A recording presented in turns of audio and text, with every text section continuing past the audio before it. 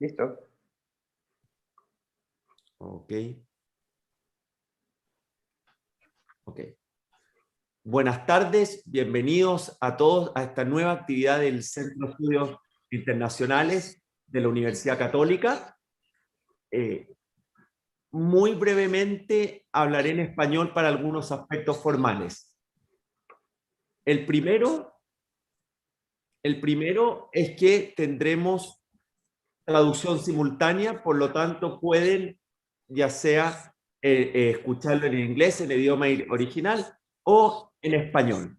Y lo segundo es que las preguntas de preferencia sean hechas en inglés por el chat, de modo de nosotros procesarlas.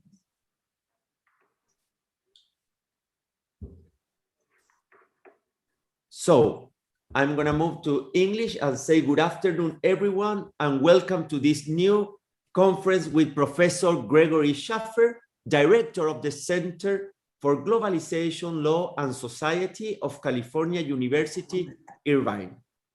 Professor Shaffer is a globally recognized expert on law and globalization with a specialization in international trade law. Among his positions, he's the president-elect of the American Society of International Law, member of the Executive Council, representative of the American Council of Learned Society, and co-chair of the International Economic Group. This conference will discuss Shaffer's recent paper governing the interface of US-China trade relations in the context of the strategic rivalry between the two powers. Nicolás Albertoni, Professor Albertoni, will be moderating this conversation, who is professor of the Universidad Católica de Uruguay and associate research of the Center for International Studies. Professor Shaffer's article addresses three dimensions for conceptualizing the interface between the US and Chinese system through trade law. First, economic; second, geopolitical security; and third, normative social. By the economic interface, the article refers to the US critique of China's state capitalism, and in particular, the use of state-owned enterprises and state-subsidized. But the geopolitical security one, it covers US concerns over China as a rising power, given China's economic success over the last 2 decades. By the normative social policy interface, it refers reactions to China's authoritarianisms and human rights and labor practices. This activity comes at the right time, since yesterday, both trade representatives held the first phone call after Biden administration to discuss trade relations, issues of concerns, and the level of progress of the phase 1 of the trade agreement. Thank you, Professor Shaffer, for participating in this conference.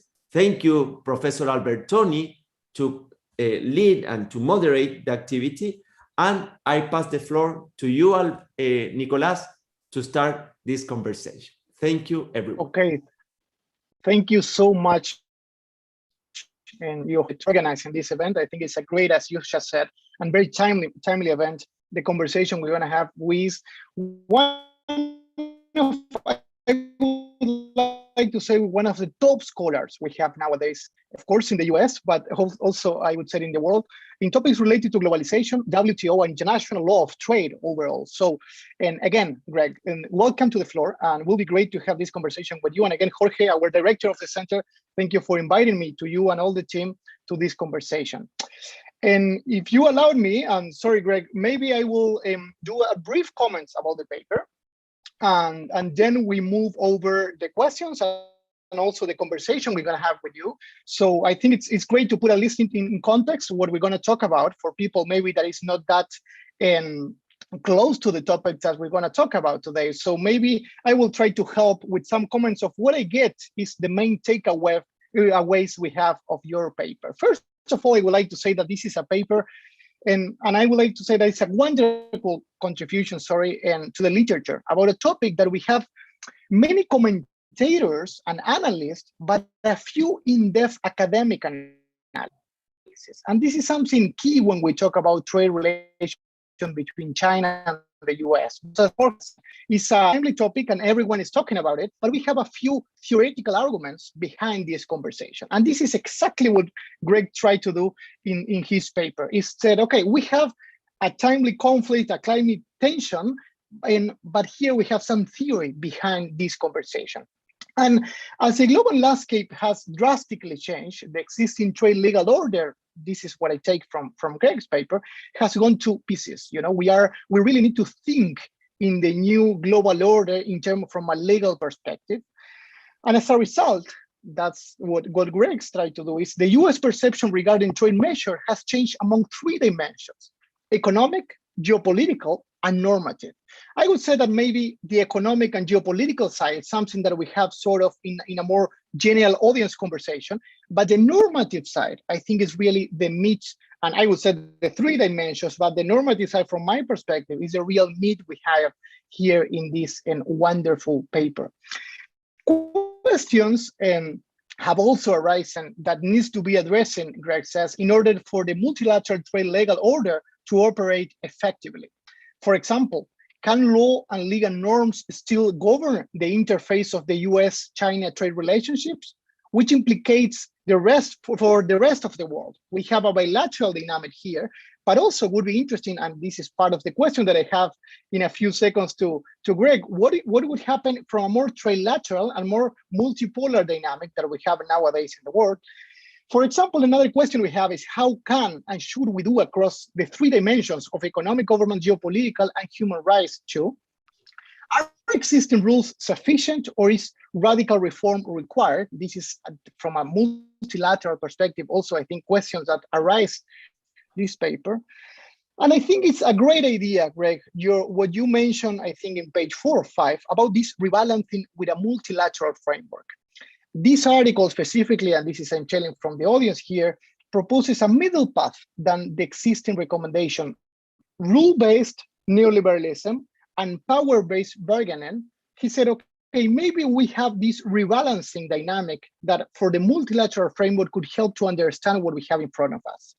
And this means a pragmatic reform that would facilitate ongoing exchange while assuring also attitudes from the main actors of the World Trade Organization.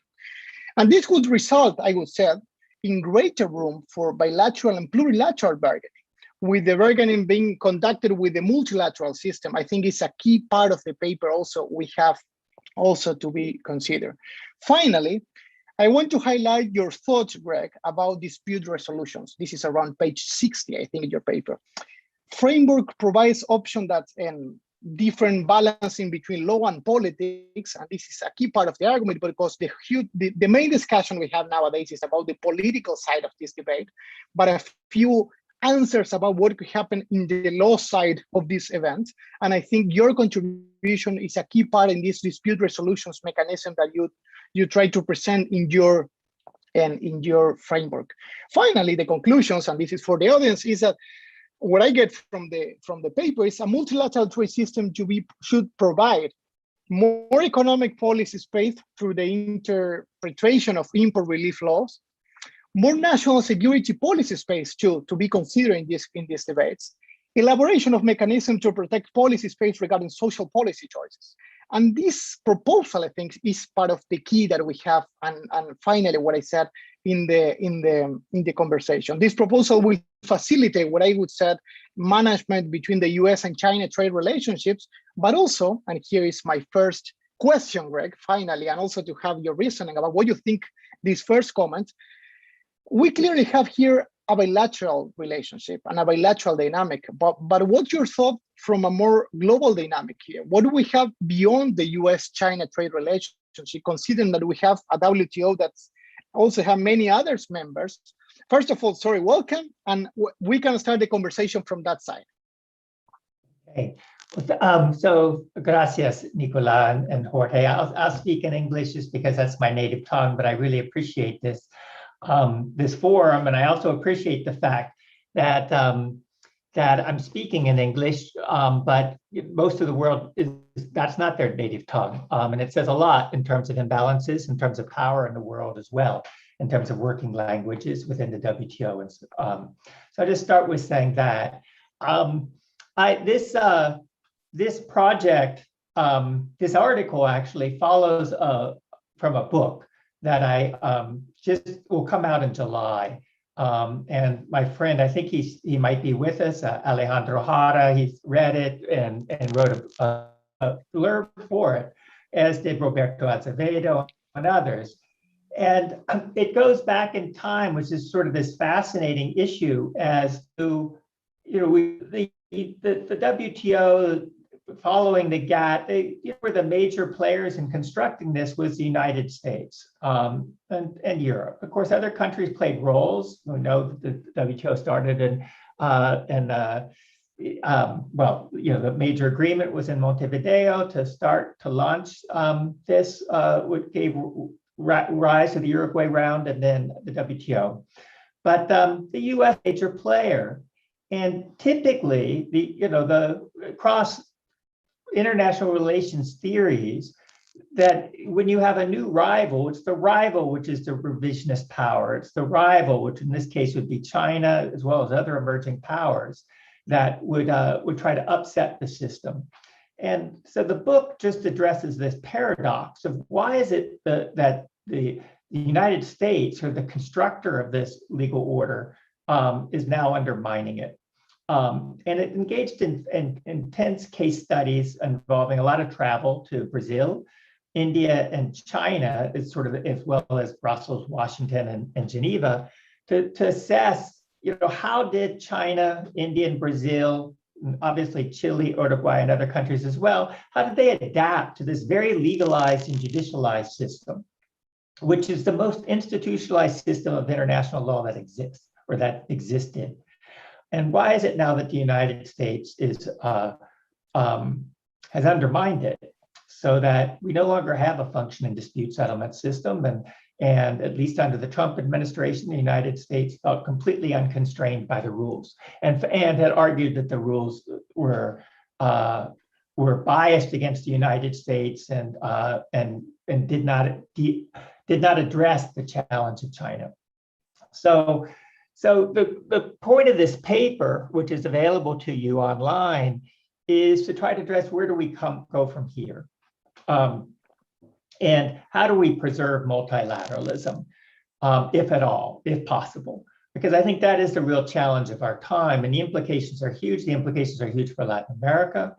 The implications are huge for peace in the world, for prosperity, and so forth. If we don't have some sort of rule-based system, countries such as Uruguay, Chile, and others are going to be caught between the rivalry between the United States and China, and they're also going to feel the repercussions, such as the U.S. steel, aluminum tariffs, and other or U.S. sort of agreements with China to buy U.S. agricultural products instead of, clearly that are going to displace agricultural products from other countries such as Chile or Brazil.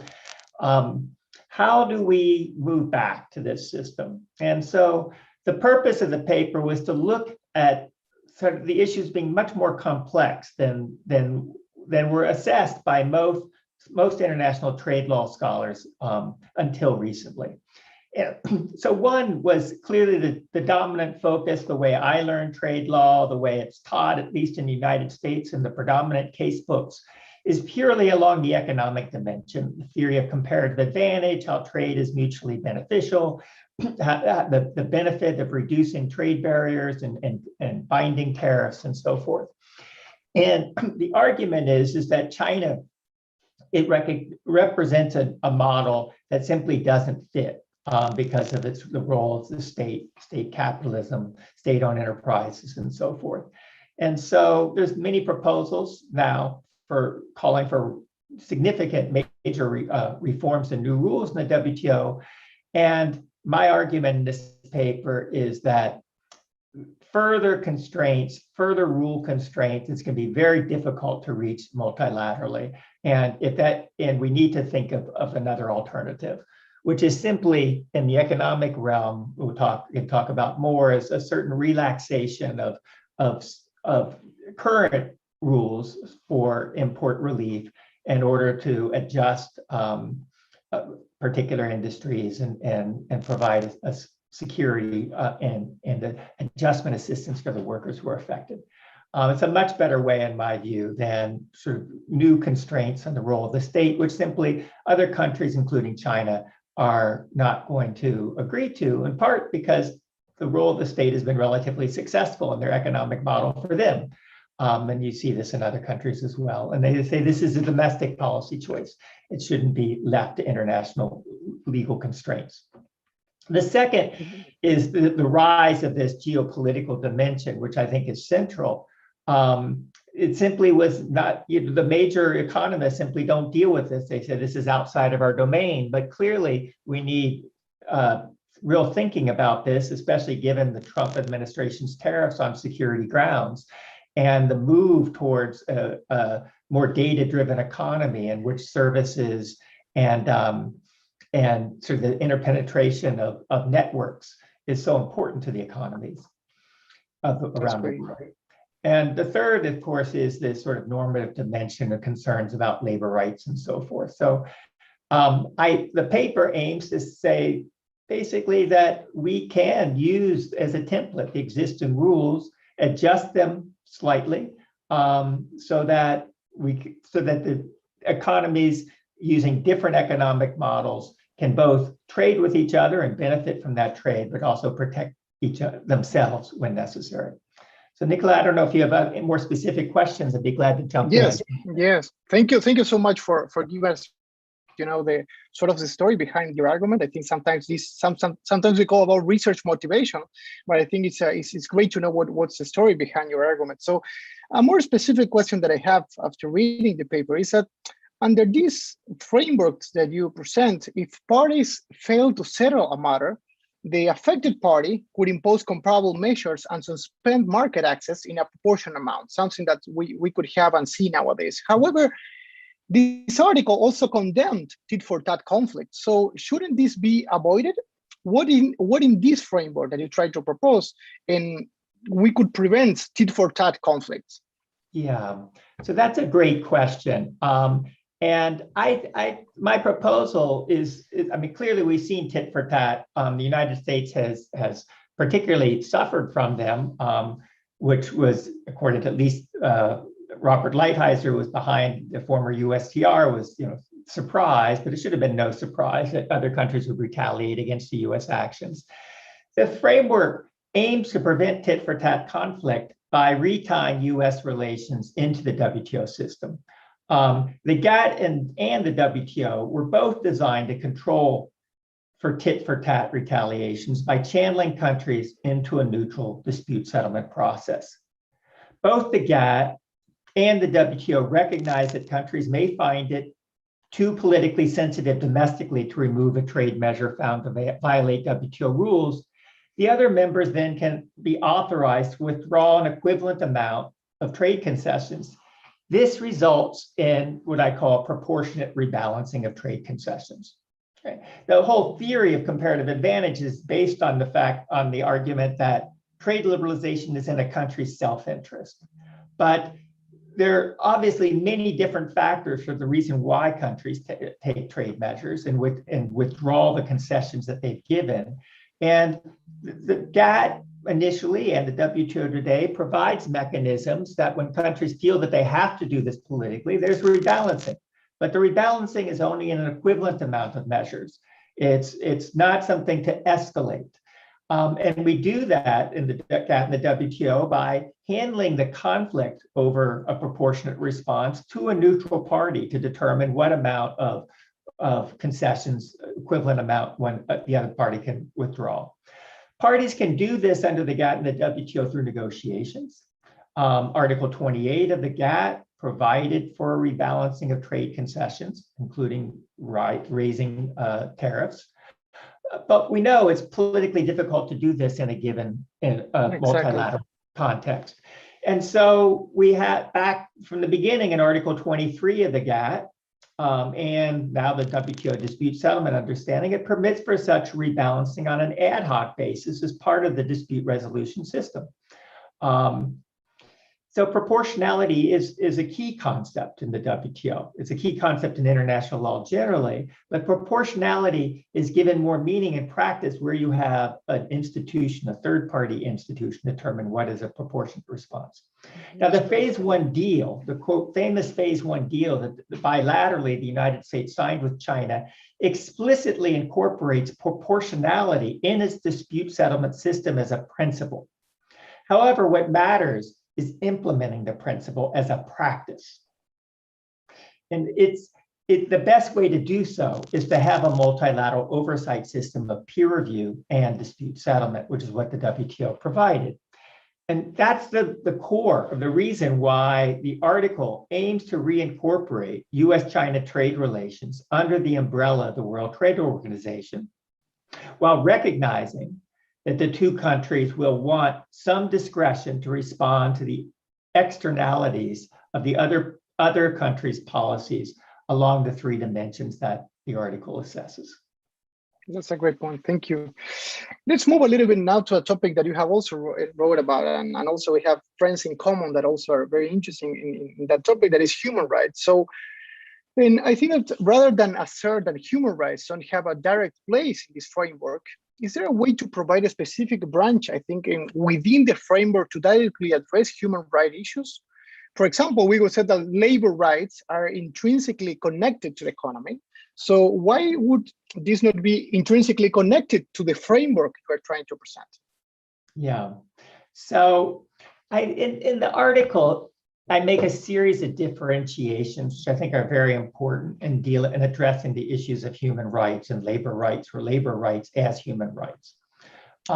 First, I just think we need to start with the debate over whether labor rights are human rights. Labor rights, the subset of labor rights are clearly human rights, but there's great controversy amongst labor rights specialists as to call these human rights, because they're very different frameworks, at least traditionally. Labor rights, at a minimum, extend beyond many conceptions of human rights, because human rights tend to focus on individual protections against the state. Okay. Labor rights are about collective responses, collective bargaining among workers aimed at the private sector and private capital. That's very different contextualization, the formulation of labor rights, than viewing human rights in individualistic terms and in relation to necessary protections against state action. So that's number one. Second, when we talk about labor rights or human rights in the World Trade Organization, there are two different logics. And the paper notes these two different logics. One is a cosmopolitan logic, which is that you try to change others' practices, that others have to meet certain labor rights because it's good for their citizens. Okay. The other is not a cosmopolitan concern of trying to change other countries' practices, but rather a domestic concern, which has two different aspects. The domestic concern is one, what's the impact of labor rights violations on our own domestic workers, and more broadly, our own social bargain, right, between workers and capital within our own countries. And should we be able to take some measures to protect our workers and communities from imports where products are produced in violation of core labor rights? Okay, so that's one. The second is simply complicity, right? That clearly, if we buy products that are produced with slave labor, forced labor, or other gross human rights violations, we are in a sense complicit in those violations. We are supporting them. And this distinction, clearly, the cosmopolitan frame, the domestic frame, there's overlap, but I think the distinctions is important. And it's particularly important given the variety of developmental contexts that different countries face and the easy abuse of power in terms of defining rights unilaterally, which would only apply to a particular context as opposed to a global one. The third point I make is that, for a long time, the WTO simply wanted to, and well, certainly, said for the most part, this is an issue for the International Labor Organization. It shouldn't be brought into WTO. And I have two responses to that. One is that, yes, the WTO is a trade organization. It has no expertise or competence in labor rights.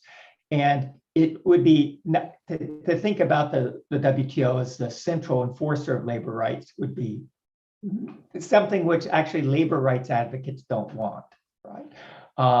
But on the other hand, that once one starts thinking about the WTO in terms of a broader context of many different institutions, trade and trade institutions have a role to play as well. And that is, how do they, especially along my framework, how do they accommodate the ability of countries to apply trade measures on labor rights grounds? Okay, what sort of what sort of standards would be accepted? What sort of procedures would be required? What sort of justifications would be necessary? What sort of peer review and other sort of review mechanisms would be available to address potential abuse? I wrote an article a few years ago called Retooling Trade Agreements for Social Inclusion, which made this central point. And the central point is that, in a sense, the WTO already has one phrase which countries could use to protect their social bargains and not be complicit with respect to gross human rights violations, which is Article 20A of the GATT, the Public Morals Clause, which simply wasn't used for most of for the GATT's history. But then we've seen cases before the WTO where this has been raised. So public morals, it's been applied, for example, to protect animal welfare and concerns over the inhumane killing of seals. If it's possible to adopt a measure to protect seals, you think that it would also be possible to adopt a measure so as not to be complicit with respect to human rights violations abroad. That in itself is insufficient because it's so easy to abuse. And so we see now different bilateral treaties and others trying to flush this out. The US-Mexico-Canada agreement has gone probably, in my view, further than any other agreement in doing so. But I put forth in that earlier article, as well as in this new one, sort of ways to think about calibrated responses to these concerns. Very clear. Thank you so much. So moving to another perspective of the paper, at the beginning, you mentioned a question that I think is key for the rest of the paper. You said, are existing rules sufficient or is radical reforms required? And in relation to this question, posed again at the beginning of the piece, I think in page 3-4, would this proposed framework be considered a radical reform? Because it was framed as a middle ground option on one hand, in this rebalancing perspective that we just talked about, but it also seems to be proposing rules that have not been utilized previously. So how would you present this rebalancing, in your argument? Yeah, so the paper at the very start typologizes three approaches. These are, in a sense, ideal types, right? And positions itself as taking a middle ground. One is, clearly, in a sense, where I argue we are today is the implosion of the trade law order. Others think, oh no, it's still muddling along, but it didn't. It's clearly, if we have another Trump administration, or which is possible in 4 or 8 years, the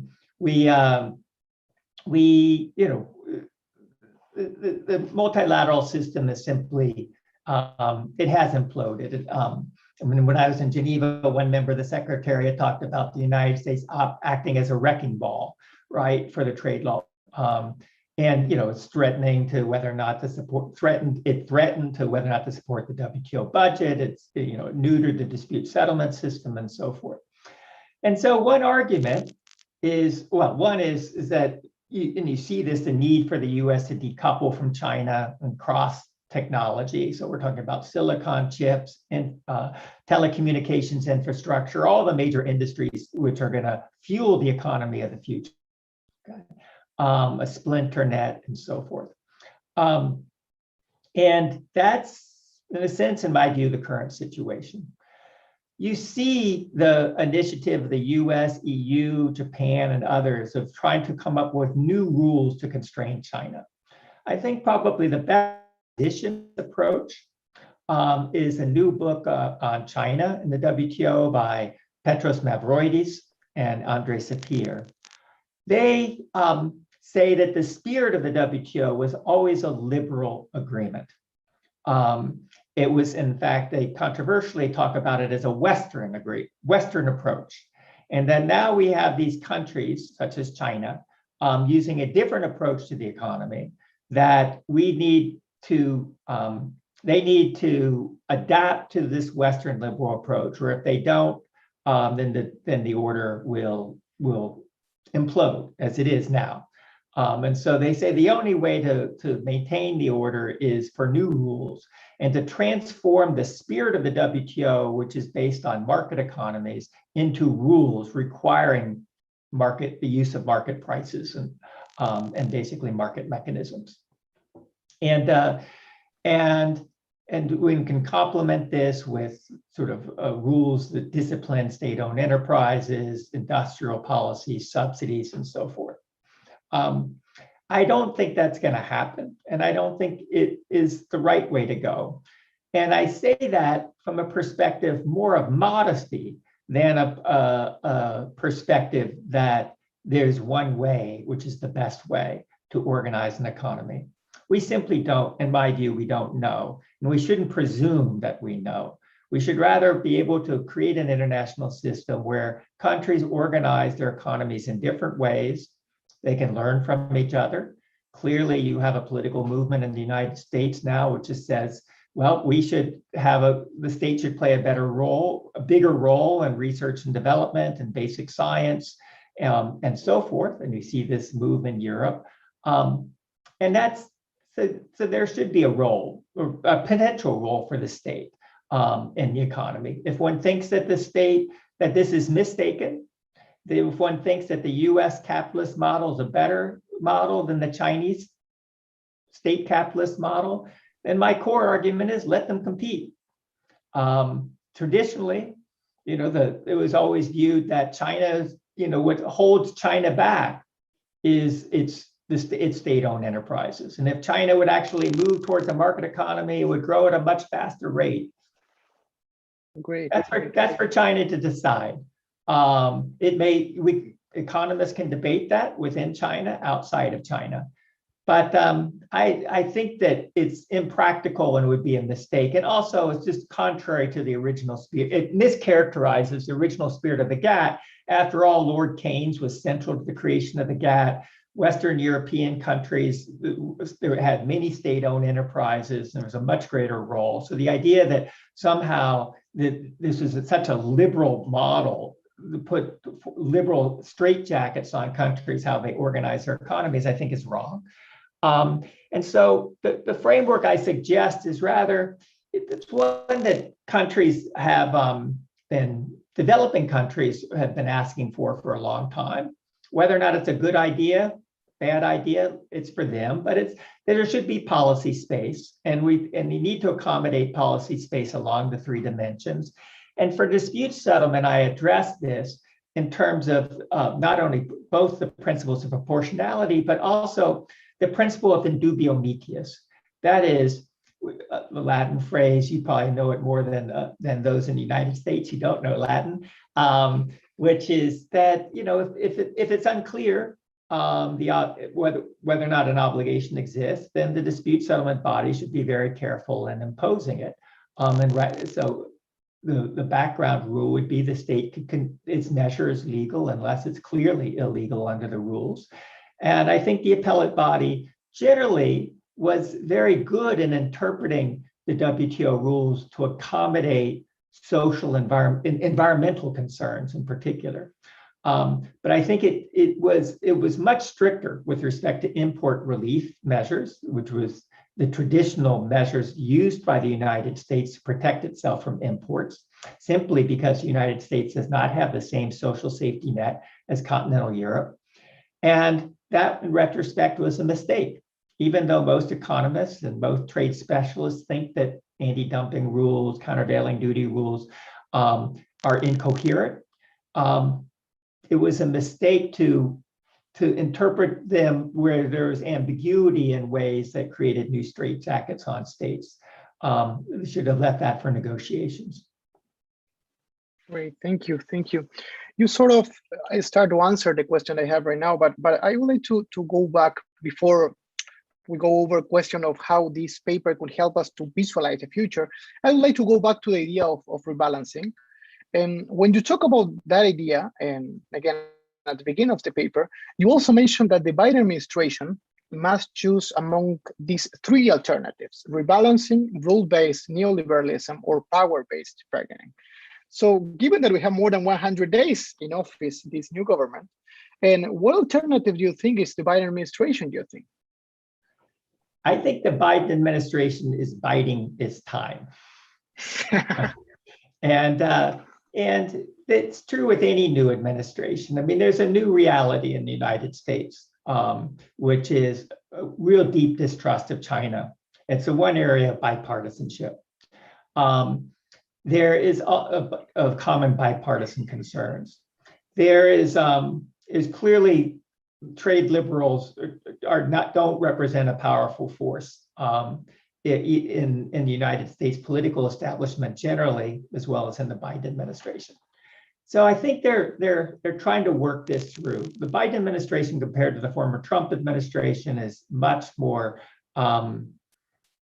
finds much greater value in international law and international institutions. And so it is, my view, searching for ways to re-engage productively in the WTO. You saw that, for example, with the COVID-19 IP position on a waiver of TRIPS obligations. But even in 100 days, what the Biden administration didn't do, and it feels that it can't do politically, is undo all the tariffs that the Trump administration raised. It's trying to settle issues, the trade conflicts with its allies first, which makes a lot of sense with Europe, Latin America.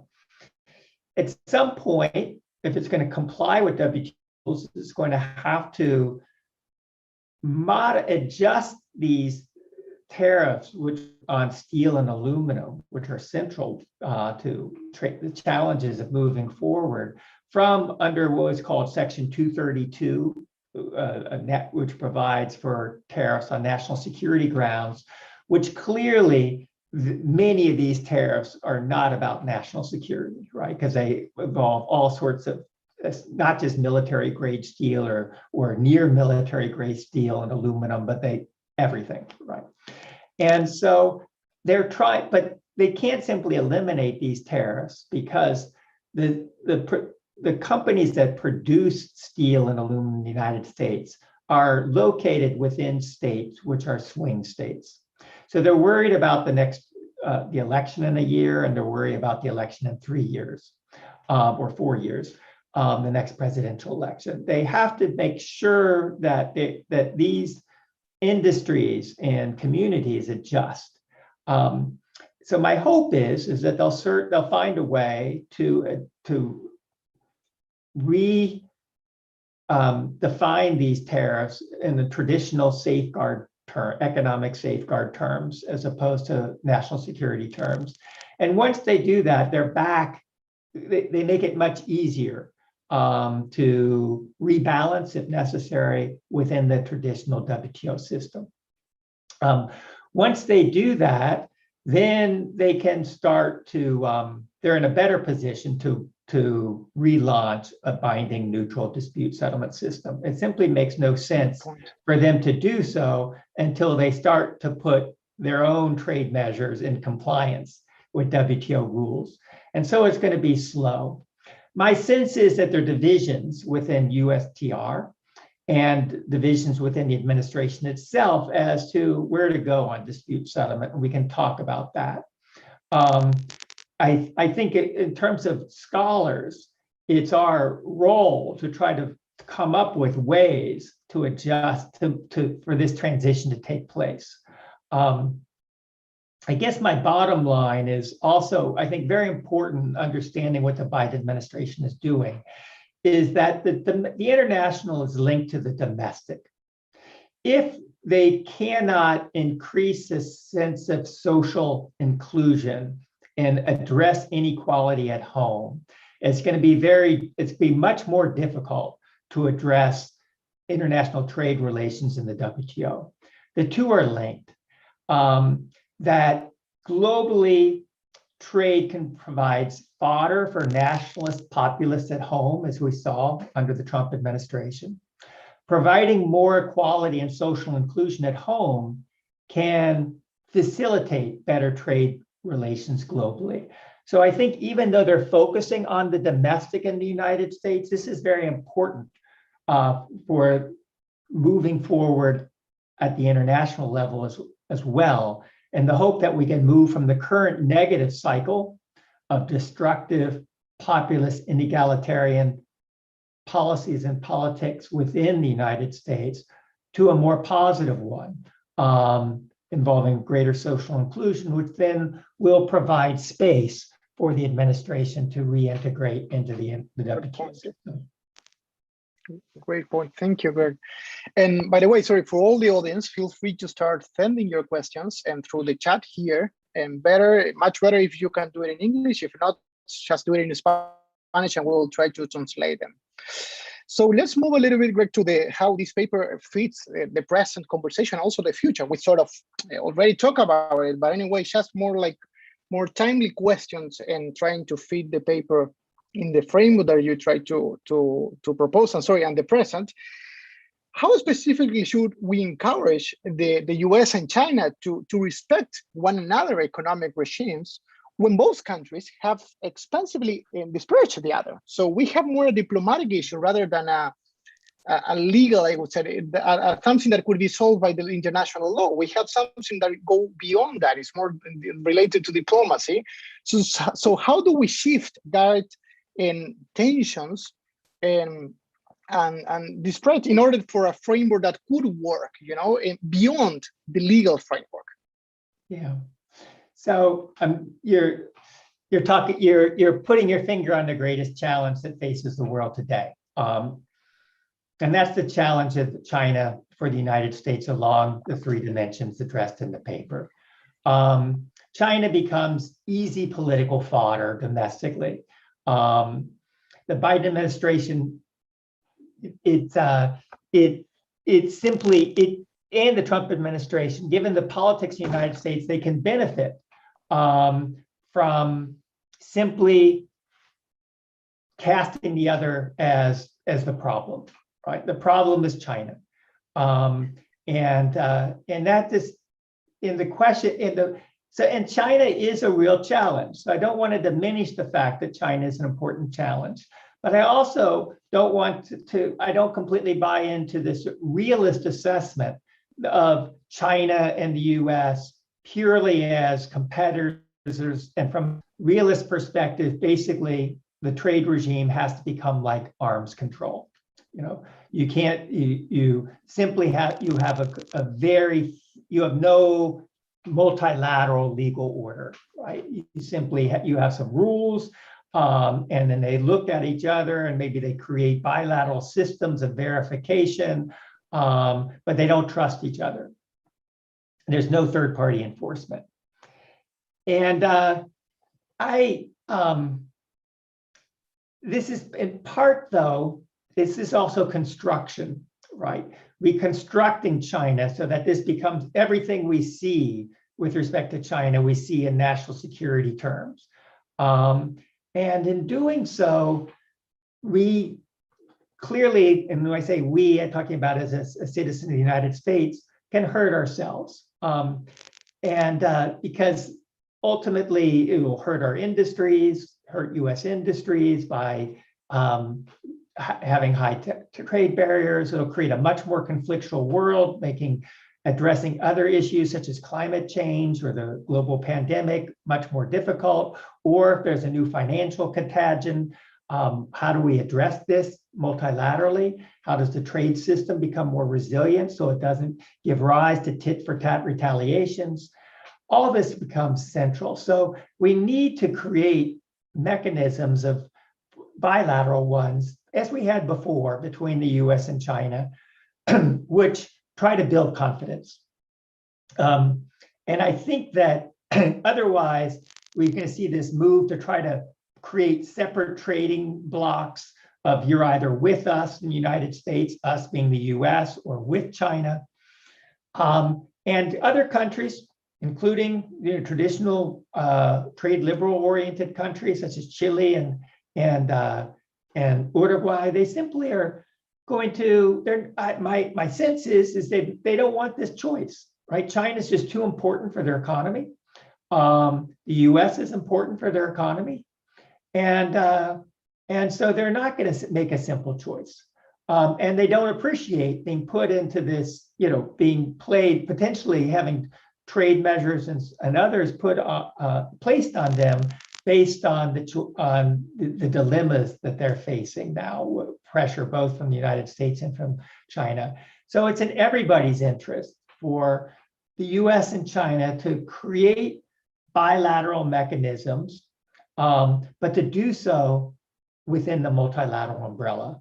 And that's what's happened under the Trump administration is basically to completely move to a bilateral arrangement. And the paper says we're moving into a pluralist legal order where we need both bilateral and plurilateral initiatives. That's going to be the future. But we need to really understand how it's in China's and the United States' mutual benefit to also work together within a multilateral framework. I think that there's possibilities now under the Biden administration. It will have to address, as I noted, sort of domestic economic challenges and domestic economic inequality as part of an overall package in addressing the challenges of China. Great, thank you so much.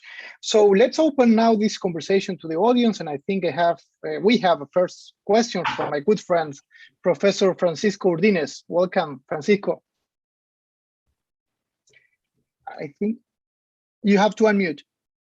You are mute, Francisco. How many times it has happened already? I'm sorry. Yes. Thank you so much. That was a great presentation, and I'm looking forward to read the book. I would like to ask you, Professor Shaffer, with regards to, assuming that I haven't read the book, recently another book was published in Cambridge University Press with regards to the U.S.-China rivalry during the trade war, and this is the book by Kristen Hopwell, and she mentioned something that I would like you to ask to expand a bit. She speaks of the China paradox, the fact that China behaves both as a developing country and as an economic powerhouse, which creates challenges in the multilateral trade system. She shows in the book how China, for instance, uses subsidies for its own agro sector. Yeah, of course, the U.S. refuses to extend special treatment to China because considers it, the second economy in the world. What would you say? I mean, do you address the role of subsidies, anti-dumping measures, and the fact that China still is not considered a market economy within WTO as a barrier to develop a truly functional system between both countries? is that something that is addressed in the book? That's something that I would like to know and to listen also your insight on that regard. Yeah. So Hopewell's books are wonderful, and so I do, and I think they're very important. And she comes up with a similar conclusion as I do, which is my book focuses on the concept of legal capacity.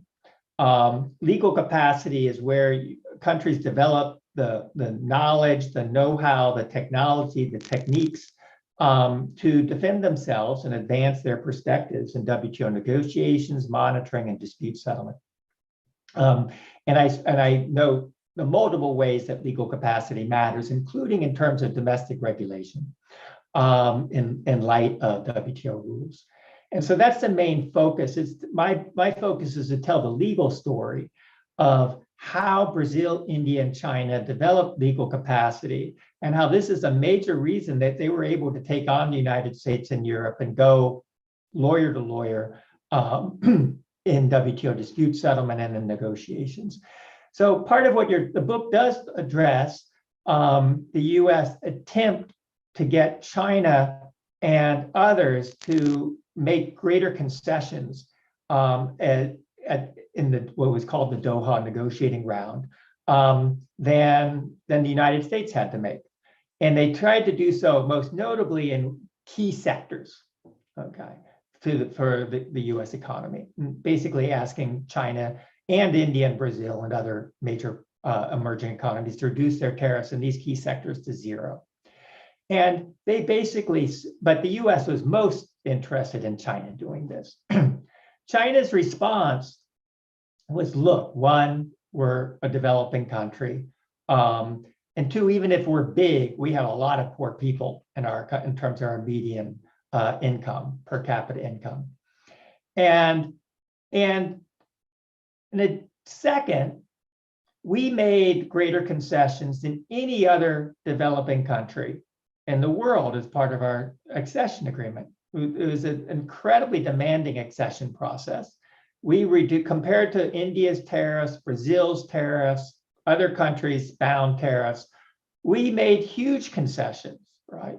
So and so that's number two. Number three is that the Doha round, if you look at its mandate, is about special and differential treatment. And now you're telling us that you want us to make greater asymmetric concessions than you're willing to make. And fourth, and finally, the core principle of WTO negotiations is reciprocity. What are you going to give us in return, right? What are you going to give us reciprocally if we agree to reduce our tariffs in a greater amount?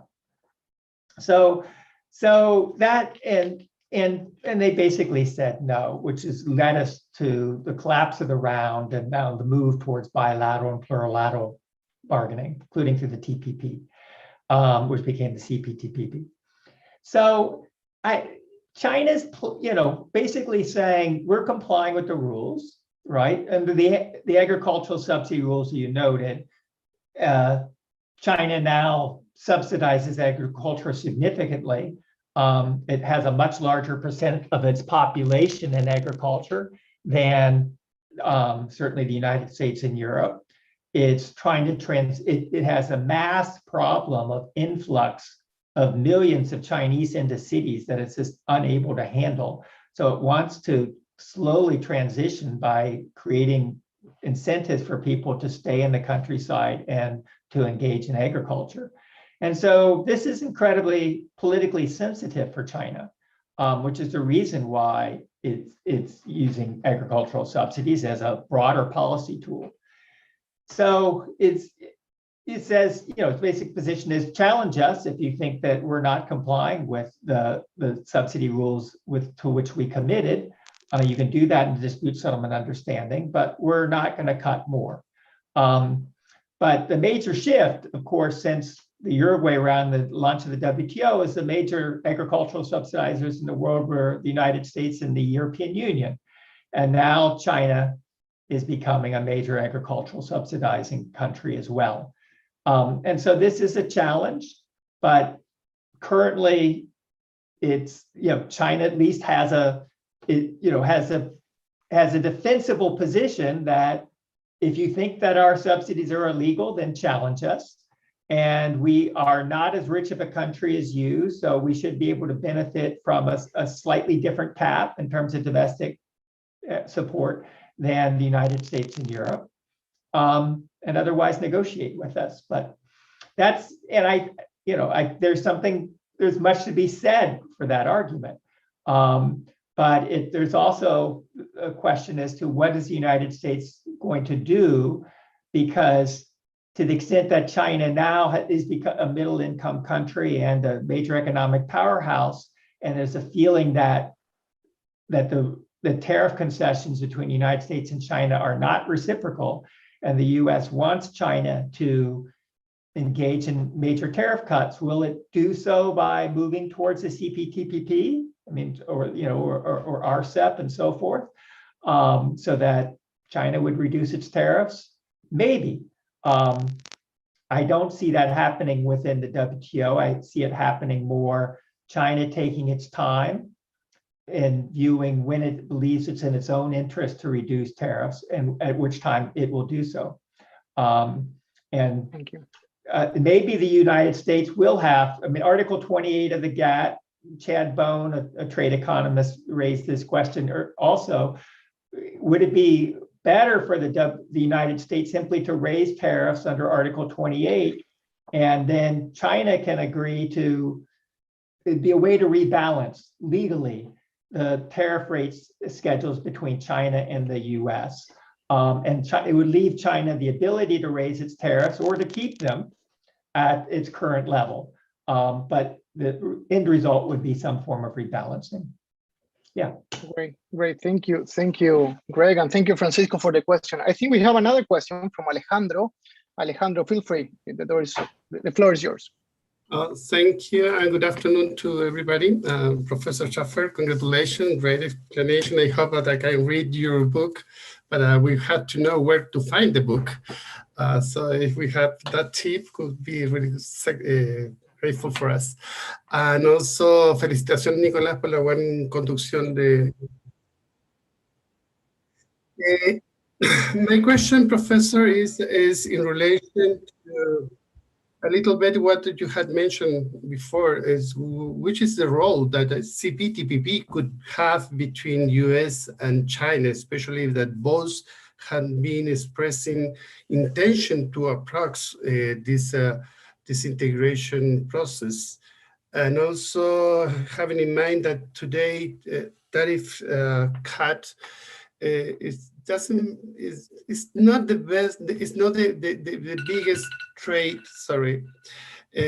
restriction. We know that NTB is becoming more important sometimes when we are talking about free trade, because everybody is going through the FTAs or reducing a tariff, and tariff is not becoming the most important barrier that what it was before. So, but my question is what is the role that could have CPTPP in this relation between China and US? Thank you so much. Okay, so I had to take the initiative to at least show this is the book. It's coming out in July, if you can see my screen. And I sent to Jorge sort of a flyer to give the possibility to purchase it at a discounted price in paperback. It's coming out in paperback in July. Martin Wolf of the Financial Times wrote a nice blurb for it, as Alejandro and others. So that's that. I'll stop my share screen, but just I wanted you to at least see that book. So the CPTPP, it's interesting. You know, as you know, there's elements within the Biden administration that would like to join it. Catherine Tai, our USTR, has said open to it, but the politics are simply not right. And so it certainly won't be on the agenda. Even for Obama, it was at the end of his second term, right, that he tried to push for it. Will Biden do it? If he did it, it'd be at the end of his term. And I would imagine there'd be some cutbacks in it, potentially. I'd imagine ISDS would, investor state dispute settlement would be much more disciplined than currently. And it'd be interesting to see other changes made. And as we know, China has suggested that it could be open to joining it as well.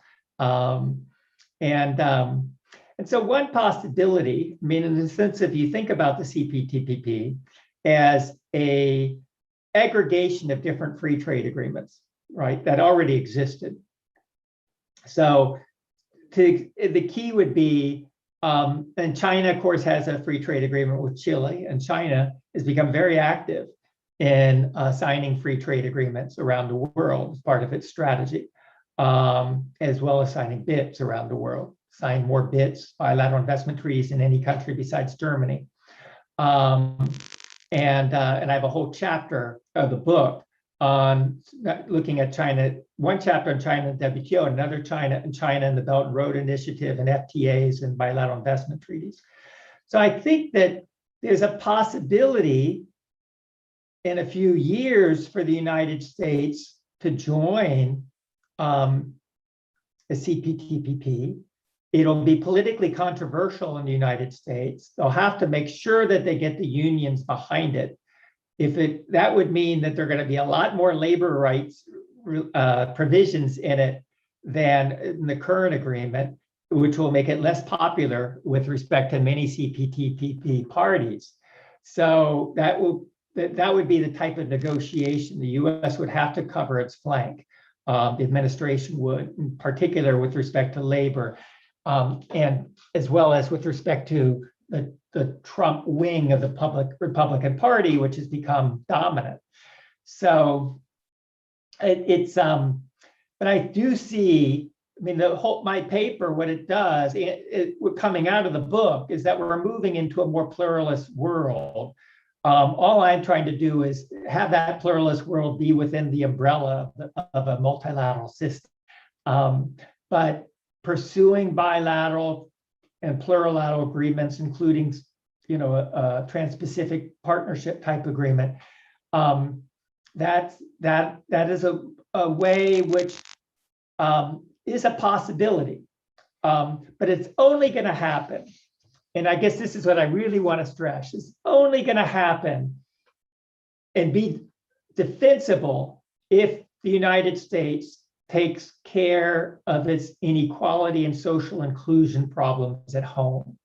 If it doesn't, if you have a large percentage of the US labor force, in particular a white labor force, who feel that they don't have good jobs, their jobs are precarious, they're barely getting by, then the idea of signing new trade agreements which permit for a greater influx of imports is going to be political suicide for anybody.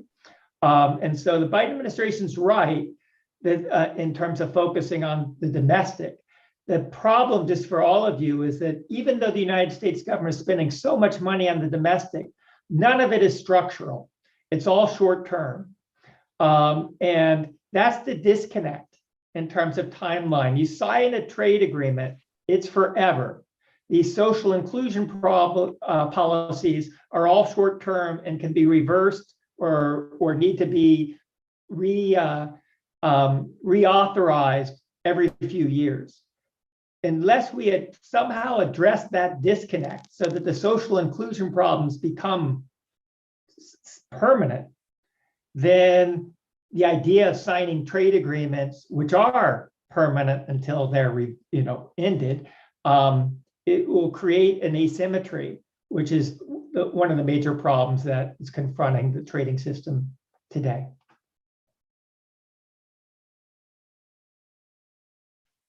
Great. Okay, thank you, Alejandro, and thank you, Greg, for your answer. So we have one more question. I think we have a few more minutes to one or two more questions, and I think the question, I don't know if you have there, is from Lenka. Lenka is there? Yeah. Hello, everybody. There we go. Okay. Thank Yes. you for thank you that I can ask a question. So thank you very much, Professor Shaffer, for a very interesting talk. And I know that today's discussion is about the US and the US relations with China. I would still like to ask one question that is a little bit more related to the European Union. And how would you maybe, I know it's a very complex issue, but still if you could comment a little bit on the correlations between the US-China relations and European Union-China relations. And maybe, because like a few days ago happened one, I guess, very important event. Lithuania withdrew from 17+1 initiative that if maybe in light to this event, you could also comment a little bit. Thank you very much. Okay, so thanks for that information on Lithuania. I'll look it up. I hadn't seen that. So the book addresses Europe in particular, in comparison with the US, asking the question why you have two countries that were central to creating the trading system, but only one is the wrecking ball, not the other. And there's a series of arguments put forth. One is this simply that Europe has a greater social safety net than the United States, and so imports are simply not as threatening to entire communities as they are in the United States. In the United States, everything's about economic growth, and so you have to have perpetual economic growth. If you don't, and you have a recession, then suddenly people are in a very bad situation. Whereas Europe simply has, even in COVID, you look at this, even though Europe has handled COVID in a very incompetent way in many senses, it nonetheless, people have been, the system has been more resilient than in the United States. You don't have people sort of, living in their cars and so forth because they're homeless. You have just a much better social safety net in Europe. So that's a central explanation. But there's a second, which is clearly trade and economic integration is part of Europe's view of peace within the continent. Time, France, Germany, the UK together. And so that's just very different than a US mindset. Trade and economic integration in Europe is part of what has brought peace on the continent, whereas the United States, we don't think in those terms at all. And then third is, just the European Union itself is an international organization, and so the EU clearly is in its own self-interest for international organizations to flourish and thrive. And so the Trump administration's attack on the WTO was also attack on the EU. And of course, the Trump administration directly attacked the EU as its primary enemy, trade enemy. That's a quote from President Trump, not China, not Russia, but the European Union. And so it's clearly, it's part of the DNA of Europeans and of the whole European project. It's part of the institution of the European Union, and it's part of the simple fact that you have stronger social safety nets in Europe than the United States. Europe's clearly caught, and China also knows how to play off different European countries including not only in Europe, but in Europe, since you asked about Europe, by providing a new source of finance and the importance of trade and so forth. And so this will be an ongoing issue for Europe. Right now, it has an ally in the Biden administration of somebody who's also an internationalist, also sort of a liberal, right? So but I think Europe knows that it can't count on that from the United States forever after seeing what happened with the Trump administration, and which is what polls show in terms of Americans' perspectives on the last elections and the way the US system is structured. So Europe's in a bind. It wants to work with the Biden administration now that it can. And it's in Europe's interest. US politics is in Europe's interest, both for the European project and for its overall relations with China. So that then sort of more narrowly, Europe has its own concerns with respect to Chinese acquisitions of European high-tech companies, Chinese trade policies and Chinese treatment of European companies in China, the phase one deal between the US and China, which clearly creates incentives for Chinese state-owned enterprises to buy US products instead of European products, and so forth. But Europe has, I actually give this paper tomorrow at a conference organized in Berlin on China. And so it'll be interesting to see, it'll be mainly Europeans. But so Europe has similar concerns about China, but I think it'd be, the paper I wrote and presented today would be something that Europe would be much more, finding a template to move forward, whereas the US has strong nationalist tendencies and much stronger security concerns regarding China than does Europe. Thank you, Lenka, and thank you, Gregory. I think we have no more questions. So from my side, it's just to say that it was a great conversation. And now I'm going to give the floor to our director, Jorge, again, for some final words. And so again, Gregory, thank you so much, and the best of luck for your book in a few weeks that you will be launching it. So thanks again for the invitation, Jorge. Thank you, Professor Shaffer and Nicolas, for this remarkable presentation and moderation. I think that we have learned a lot about so many challenges that China and US will be facing. And this is the second time, Gregory, that we will have the honor to host you. 3 years ago, you presented your paper about the emerging powers and the impact of the world trading system. So it's a honor to have again your participation with our audience.